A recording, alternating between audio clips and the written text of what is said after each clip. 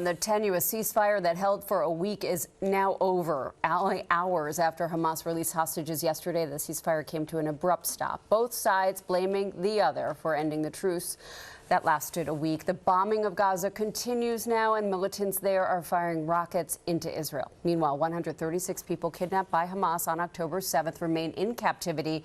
110 people have been released, mostly women and children. And late today, some encouraging news that Israel will restart the flow of humanitarian aid into Gaza. Jim Dolan joining us in the studio with the very latest. Jim.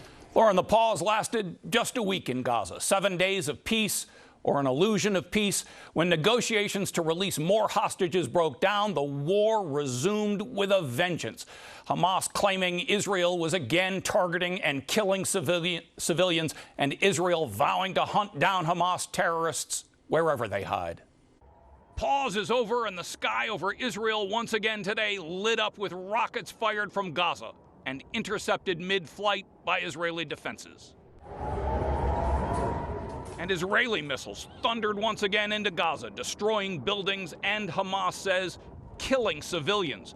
The war, of course, is Israel's response to the October 7th massacre of Israeli civilians, which caught Israeli intelligence by surprise.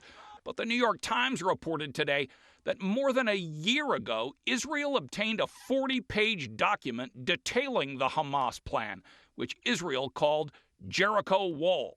It called for a barrage of rockets at the outset of the attack and drones to knock out Israel's security cameras and automated machine guns along the border.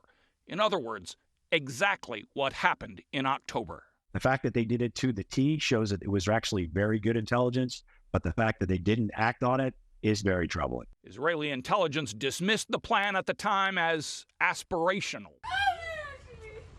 Just hours after the last of the released hostages were reunited with their families, fighting in Gaza resumed. Hamas says more than 30 people were killed in this strike alone after Israel promised the U.S. they would be more precise in their targeting. That is absolutely imperative. U.S. Secretary of State Antony Blinken told reporters today he had gotten assurances from Israel that they would try and avoid civilian casualties and allow relief into the enclave.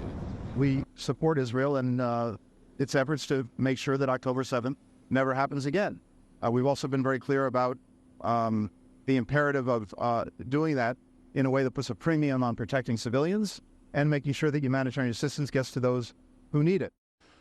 Well, all of this will apparently not end in Gaza. The Wall Street Journal is reporting today that Israel is already developing plans to hunt down and kill Hamas leadership wherever they are in the world once the war in Gaza is over.